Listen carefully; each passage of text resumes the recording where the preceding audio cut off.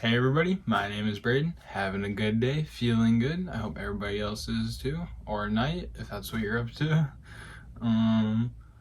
So what are you doing today? Well, today we're going to be reacting to the top 20th, or wait, what the fuck? Some scary story from the Great Lakes. So that's going to be really good. I mean, wait, that's gonna be really bad. Like, this is okay. Wait, why are we talking about this? Because I live in Wisconsin by the Great Lakes, so like maybe they're gonna talk about Lake Superior or one of them. And why do I want to talk about Lake Superior? I don't know. I really like Superior, the town. That's a town, if you didn't know, based off the lake. Isn't that crazy? Isn't that like what are y'all thinking if you aren't in Wisconsin? Like, whoa, because this is my life and I live by it. It's like, yeah, this is kind of me. I'm telling y'all the main stuff going down right now. I want to. Okay, you guys want to hear the life plan? Here's what's going on. This is like, what would it be called? Manifesting, because it's going to happen at some point. I can't believe it hasn't yet. Okay, so I'm gonna save up money with whatever job I have, and then I'm going to use all that money and I'm gonna live in Superior and I'm gonna work at Hardee's and I'm gonna work so hard and love my job so good and just be like the best Hardee's worker ever because I love Hardee's. Like maybe get a second job, like maybe work at Walmart, or maybe like if I could work somewhere like a zoo, that'd be so cool. You know what I mean? Because if you didn't know, right across Lake Superior from Lake Superior, right across Lake Superior from Superior is Duluth, and Duluth has a lot of things in it that are cool, and people even. So it'd be cool to like go over there and socialize and get a second job, and I don't know. I don't know.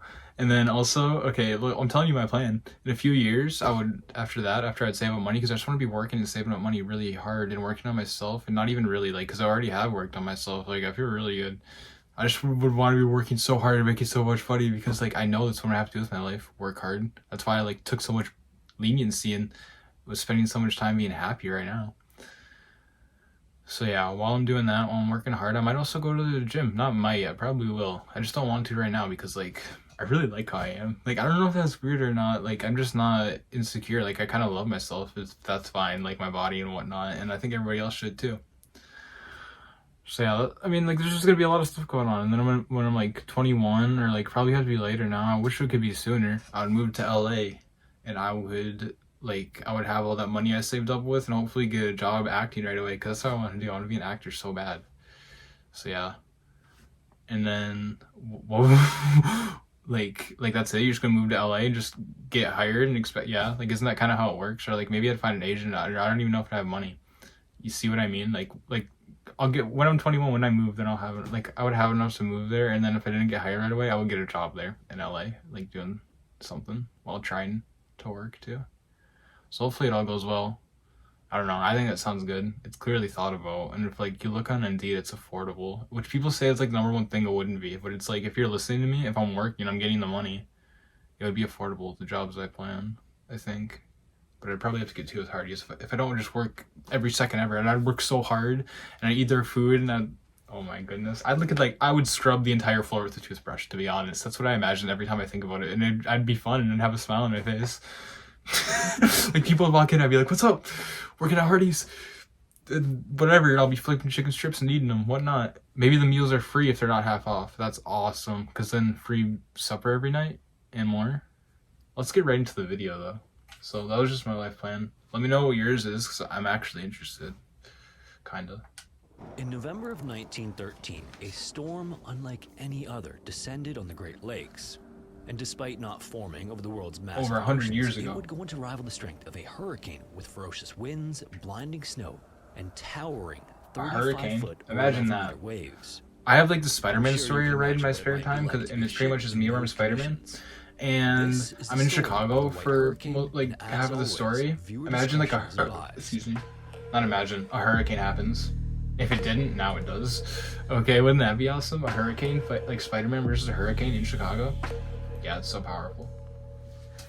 I know that kind of happened in the Ultimate Comics. For many people, when they think of lakes, they might think of calm waters, gentle waves, that's a pretty and spot to be. View in every direction. Wow, But I would for love to people just who be live there in and admire life North with America's somebody. Great Lakes, the perception is different. People who've been out on the water in a storm on one of them know that they are much, much different. The Great Lakes that border parts of the United States and Canada are the largest group of freshwater lakes. I always forget to touch in Canada. Always forget it. Square miles, or 244,000 Because that's the most square obvious thing kilometers. ever. And in Same with total, they Minnesota. contain an astounding Like what? There's just a 21% border of up the there. entire world's freshwater by volume. Ain't been And there. for Ain't seen it. context, if you were to spread that amount of water across the entire continent, Also, those of are North America, it would be huge. I can't 5 believe feet I've deep all around. been there.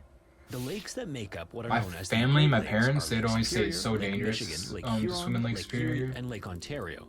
And due to their incredible size, the 5 Great So I Lakes never actually have, I behave more guess. like seas or even small oceans. Which I really wouldn't Horizons want are to. often 'Cause, like, distant, and the waters can be more dead than bodies just a in little there. bit choppy. Which isn't even wrong to say like there Rolling is. waves also like, aren't uncommon, like and why would I there are want strong to? winds and currents, and they can reach great depths too.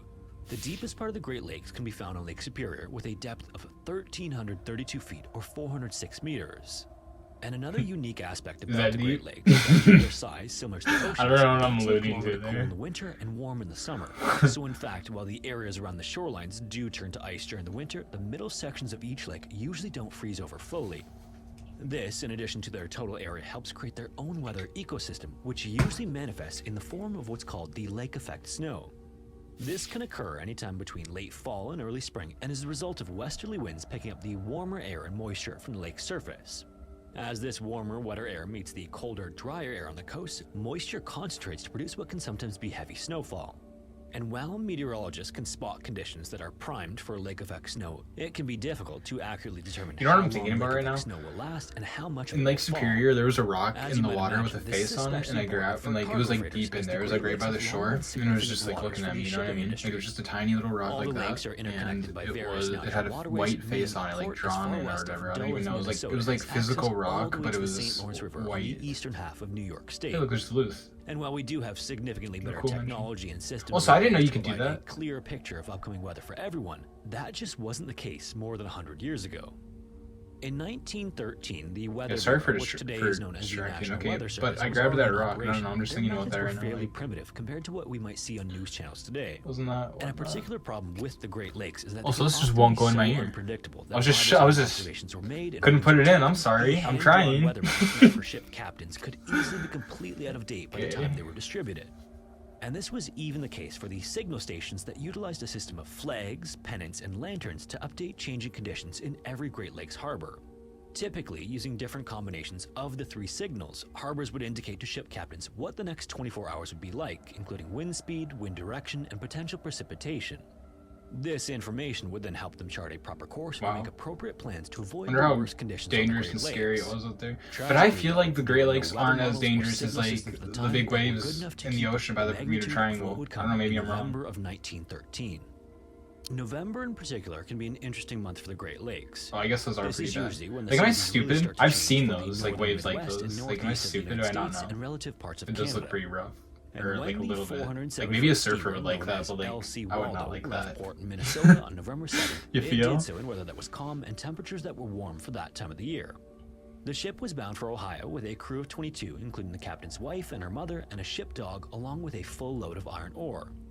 Now, because conditions can start to become more temperamental in November, cargo companies usually rush to fulfill as many orders as possible before the winter season sets in and the shipping season closes until springtime. However, as the Waldo set out for what should have been a routine trip through Lake Superior into Lake Huron and finishing in Lake Erie, no one had any idea what kind of trouble was already brewing. Cold, dry air from Canada was moving south and warm, moist air was heading north from the Gulf of Mexico. When they clashed, they created a growing weather system that quickly became massive. Then, as the cold air moved into the Great Lakes, it started to pick up moisture from the waters below, which again was warmer than the air. This caused the storm to start to spin the same way a hurricane would. And unfortunately, when the storm started to gather strength on November 6th, the Weather Bureau had only predicted moderate to brisk winds for the 7th with some occasional rain. This initially mild forecast wasn't nearly enough to deter Captain Man, John shit. Duddleson of the Waldo That would from suck. delivering his cargo to Ohio. You think it's just gonna be a mild day or whatnot, just casual rain day probably for the crew, and then boom, hurricane. As normal. Baby However, hurricane and by whatnot. just 10 a.m. on the morning of November 7th, it appeared to the 112 Weather Bureau Like there was a signal hurricane in the stations Great around Lakes. I feel that like conditions he were keeps using that deteriorating word when fast. he's The down weather where system he's that moved into the overplaying. western region of Lake Superior was heading quickly You know what I toward mean? Lake Michigan and picking up a lot of steam along the way. The signal stations and ports then hoisted a square red flag with a black center as well as a red pennant. This indicated to captains that storm winds would be blowing from the southwest at 55 miles or 89 kilometers. Man, shit, Captain, what's that flag for? Region then start to get hit by these. Just be so scared, wouldn't you? Superior signal stations were reporting sustained winds of 60 miles or 97 kilometers an hour. Like I'm waiting till the casualties, because wouldn't there be some?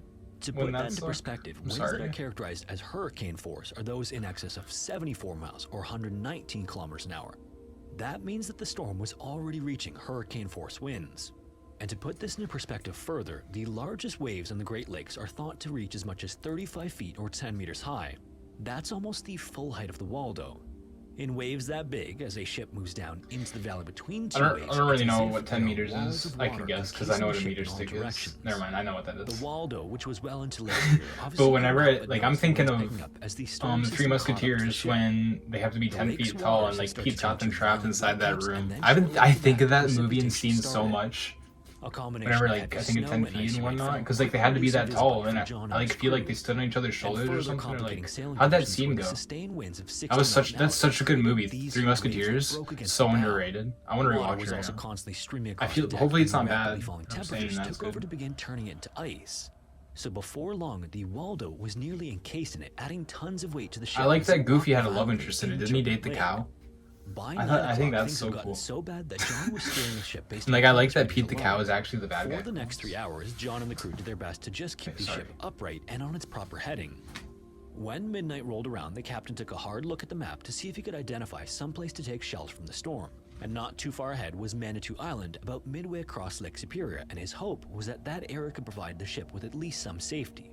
But then, after setting the Waldo in the direction of the island... Holy fuck, I was trying to figure out what kind of map that was. I thought it was like an island, or I thought it was like Minnesota tilted or some shit. That's the fucking lake. All the navigational equipment and left I'm like, damn. Or, I don't know. I just couldn't Without a tell. compass now, John and those aboard were in trouble, but he knew there was a spare inside one of the ship's lifeboats. Getting it I wasn't like, dang, I was just trying to figure it out. Was nothing but a complete sheet of ice at that point. In my head. Still, if there was any hope of getting somewhere safely, he needed that compass. So one of the crew was sent down to get it. The man then skated and stumbled along the deck as the Waldo rocked violently, but thankfully he would manage to make it to the lifeboat and find the compass before carefully making his way back to what remained of the pilot house. John then continued to guide the ship. Wouldn't that have been a mission? That's a cool movie scene or whatever. Like he's like going out there. He's like going through the storm and stuff. You can hear the music in the background. Captain! Or whatnot. Or who went out there and got it? Okay, maybe they wouldn't yell that. But he has to go out there. He has to get to the lifeboat and he gets it. He's got it. He has to get back. And then he got there. And then like the music stops and you can hear like the wind die down as he slams the door back and he gets in there. Already had to confront the ship's rudder suddenly failed, leaving the Waldo unsteerable and helpless. So, just as the salvation of Manitou Island would be found at any moment, like maybe when he's going through the rain, he's like getting there. He's like having flashbacks to the love of his life. Got underway. I don't know. What would the movie be about? Too severe. Those on the lake, however, were already well aware of this. The storm had grown so large by then that it covered the entire basin of Lake Superior. And as it moved east over Lake Michigan, winds there reached gale force, which is a classification of just getting started. We got 3 more to go. 63 kilometers an hour. Around all the signal stations, gale wind flags were flown, yet many of the ship captains just sailed right by them, believing their vessels could withstand gale force conditions. Those already on the lake, on the other hand, would have told a much different story. Back aboard the Waldo, things were in complete chaos after the collision with Gull Rock, although this development would present an opportunity to John. As he considered what to do next in light of the circumstances, he came up with an idea. If he continued to run the engines, it might be enough to keep the ship aground on Gull Rock. In his mind, the worst case scenario would be that the heavy waves would toss the Waldo back into the middle of the lake, where it could receive even more damage. So, deciding that this was the best course of action, John sent the order to the engine room. Moments later, as hoped, this resulted in the bow becoming firmly wedged on Gull Rock, but the force of the engines was placing immense pressure on the already damaged steel hull. As this continued, the hull weakened and began to shred. And as it did, a large crevasse formed horizontally on the deck, almost at the ship's midway point. With the Waldo taking on water, most captains might have already abandoned the ship, but John saw another opportunity. If he could make the ship heavy enough, it might also prevent it from rebounding off the rock and back into the lake. So he ordered that the lower compartments be purposely flooded. Almost immediately once again, this actually seemed to work and the Waldo seemed firmly planted in place. With that settled, Boy, that's Squire gonna be a began huge getting into play safe area, or and at whatnot. that Like, moment, the best to part order keep that them and get it was to the happen right interior away. just beneath the first deck So of the their bow of ship the doesn't ship. sink? Upon getting these The orders, fuck? many of the crew rushed to that room, and several of them attempted to guide the 2 women aboard there, but they initially refused to leave the stern. This was because, again, getting to the room would mean traversing the icy deck and braving the storm for hundreds of feet, in addition to navigating over the widening crack that was threatening to split the Waldo in two. The Damn! crewmen then agreed to I thought they were the entire past way, the and while it halfway was a point, you harrowing few feel? minutes to get them there, they reached the relative safety of the room unscathed. That's not even damn And worthy. in almost Glad they perfect got timing, it, but like, almost as soon as those it would aboard be gathered in the room, the it crack would be in the tough ship hard. gave way and the stern sheared off and fell into the Damn, lake they had to. leaving the Waldo powerless. Fortunately, the bow was already stuck. This on isn't even the rock, but this Waldo. meant that there was That's no what power it's saying. and thus no heat It's to just a keep them random warm. ship. This also meant that all of the passengers of the Waldo were quite literally stuck in a small room in the middle of Lake Superior, in the middle of the worst storm Yeah, the that's lake had ever see, that's seen. what I'm thinking. Like now they're As the they're not crew even began on to a take rock. stock They're of just the in the middle of the situation, one lake. of the ship's engineers believed he could fashion a stove out of some of the items on board. So gathering several of the crewmen, they made their way to the captain's quarters, where they set about detaching the bathtub from the ship. Once it was freed, they carried it back to the room while others gathered up fire buckets and started to kick the bottoms out of them. Once the tub was in the room, they flipped it over and using the buckets began to build a stovepipe leading out one of the portholes. Then, once everything was all finished and set up, they began a fire and began burning wood from the ship, which started to make a bit of difference in the cold room. Like Throughout the rest of the day afterwards, this crewmen would tear low apart amount of parts the people ship for being firewood, while others trapped tried to together move and around having in the to room to keep like warm. work together and get While out of the there or Waldo like crew were just trying to survive. survive That's so conditions on Lake Superior, crazy. just to the southeast, Lake Huron was about to start catching the first bands of what would become known as the White Hurricane. And many captains who left port on the morning of November 8th under the gale force warning flags were very much regretting the decision by the night of November 9th. During the early part of the day, conditions were what would be considered normal for a November gale, and there were even signs that the storm was lifting as barometric pressures at some of the signal stations started to rise. This, however, would be a completely false hope. The Weather Bureau issued reports to ship captains twice per day, once in the morning and once in the evening. Between then, captains were on their own in determining what the weather might do based on their observations alone. The first report on November 9th came out at around 8 a.m. and there was nothing concerning enough on it to prevent more ship captains from entering the Great Lakes. What the Weather Bureau didn't know was that a second low-pressure system had formed over the Carolinas and was moving fast toward the northwest after passing over Washington, D.C. Fuck. And ahead of this storm, the storm Y'all are was gonna the hate heaviest this. Like, how do you even warn on the them? Great Lakes, and the longer this They occurred, didn't. the higher the winds blew. And before long, they also reached hurricane force. Already by 2 p.m. that afternoon, Buffalo, New York was reporting 80-mile or 130-kilometer-per-hour winds on Lake Erie as the new low pressure I didn't even know system Buffalo continued to touched the rotate to lake. the northwest. As the What? two storms grew closer and closer, the winds only grew Buffalo's stronger, on a and lake? late afternoon, ships on Lake Huron were I racing didn't know towards each other that. before Like the things Bills got Stadium worse. isn't in Buffalo, is Unfortunately, it? though, Otherwise, many of them it'd be so wouldn't cool if escape it was the lakefront. massive waves that were The Bills forming. Stadium. At 8 That would add a p.m., lot the to Weather the Bureau Bills, I issued feel its like. second weather report of the day, but it was already far Maybe too it late already to prevent a is. This disaster. isn't it?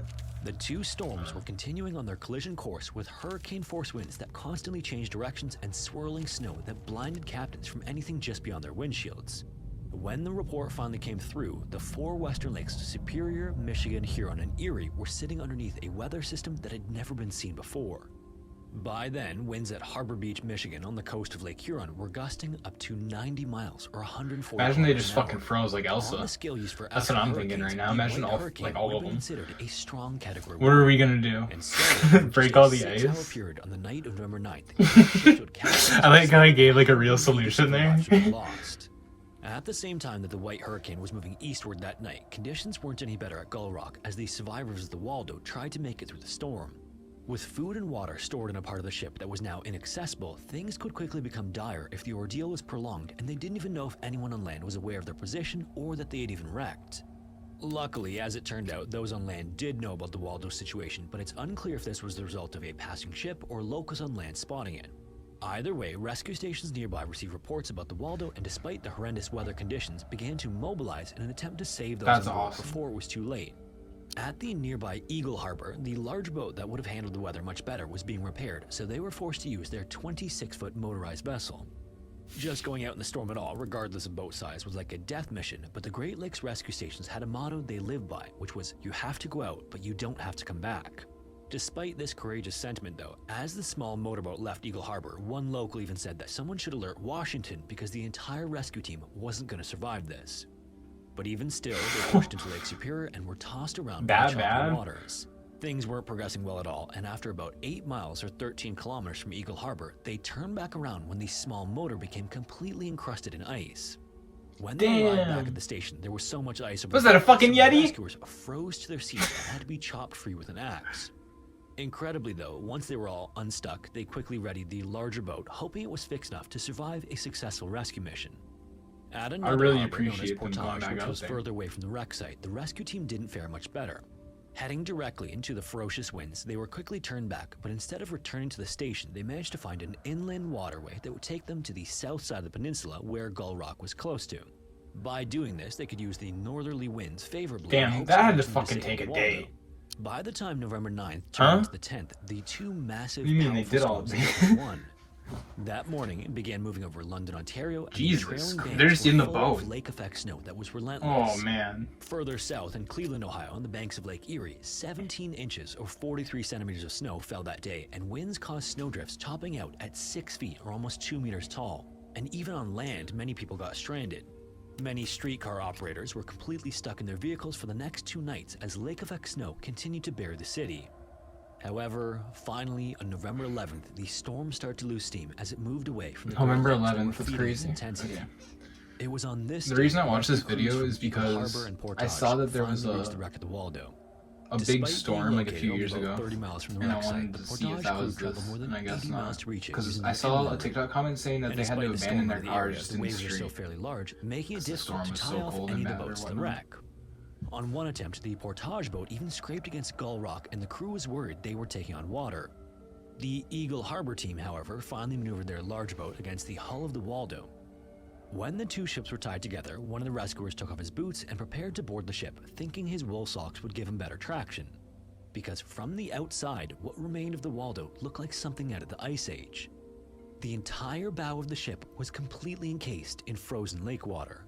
Once he was aboard the ship, other rescuers followed behind him as they all shouted, hoping anyone who survived Is the the wreck would lake hear there and is the call boat back. like underwater now? Meanwhile, inside the little room, the shouts were heard and spirits immediately lifted among the weakened, hungry, and dehydrated survivors. Those inside the room then began to call back, and rescuers quickly Holy, traced down the source of the ship. they had to be so However, cold. when they got to the room, there was a new problem. The Right. ice had become so thick and all-encompassing that it even encased the room door, both inside and outside. So next, while rescuers began to hack away at the ice with axes, one of the survivors did the same inside the room. It took some time, but finally enough of the ice that How remained could in the you ship even was have stripped away power from the to door be pushed swing? open. I mean, if they don't get One by one anybody, afterward, like the their rescuers strongest carefully dude had to guided be those who'd barely been chipping trapped in, is onto how different I rescue feel. ships. And incredibly, all Like, I'm 24 imagining, like, people and the ship's dock burly survived Popeye the guy. ordeal. In the end, John's decision to run the engines at full bore to wedge the Waldo onto Gull Rock Maybe proved that's to be just the because difference I don't between think I life could do and death. it. Wouldn't you be In so fact, it was cold? so stuck on Like I Gull would Rock feel that it blue. remained there Like until I'd feel fall dead, and spring. to be The honest. destruction caused by White Hurricane started to come into Sorry. view as the days passed, and it was immense. At least 19 ships were destroyed in the storm, and another 19 were stranded. And among those lost to the storm, 12 sank, and many of those were the newest and largest sail in the Great Lakes at the time. But maybe more devastating than that was the loss of life. On both land and the I wonder if lakes, this was like what 250 was going people on were in the killed, news at and the time. You know what I mean? 75% of the total death toll was during the 6-hour period on the That's night of really November tough. 9th. A lot of people. Oh In man. total, the Like final it's actually like a cost of tiny damage little came in war at or around whatnot. Like $4.8 you actually million. lost a lot there. Adjusted for inflation, that's the Obviously, but I equivalent feel of terrible. $149 million today. I'm glad I In didn't have to 2013, experience for the 100-year anniversary of the storm, meteorologists and offense. I'm just scientists saying, like, got together to see if they could produce a simulation to How really could put we into work better perspective to how prevent that powerful the now? White I Hurricane wonder if he'll was. explain it. They then pored over historical Weather Bureau documents and all the data that was still available to them, and their findings were unthinkable. The simulation produced wind gusts greater than 80 miles or 129 kilometers per hour and waves of 36 feet or 11 meters on Lake Huron. What was truly astounding, however, was the length of time the lakes were subjected to these conditions. Lake Superior endured 20 hours of hurricane-like conditions, Lake Erie experienced 16, Michigan 13, and Huron 10. And the White Hurricane still stands today as the most destructive and deadliest natural disaster in Great Lakes history. If you made it this Ontario far, didn't thanks get so much hit? for watching. In case you Damn. weren't already aware, if you want to listen to the audio-only version of these videos, you can listen wherever you listen to podcasts. I hope everybody enjoyed watching. I had a great time making it. I mean, like, kinda. I don't know. Wasn't that interesting? Sorry if I talked over him too much. I mean, not really, though. hope everybody has a great time. Eat some good food like Hardee's if you want to, or just do whatever you want, because I think what you're supposed to do is like not be delusional and not expect stuff from people. Like make reality what you want. Like you can literally do anything, and like don't do bad stuff. Like we all are moving towards a better world together, and we have to work together to do that. So I hope everybody enjoys their evening or whatnot too.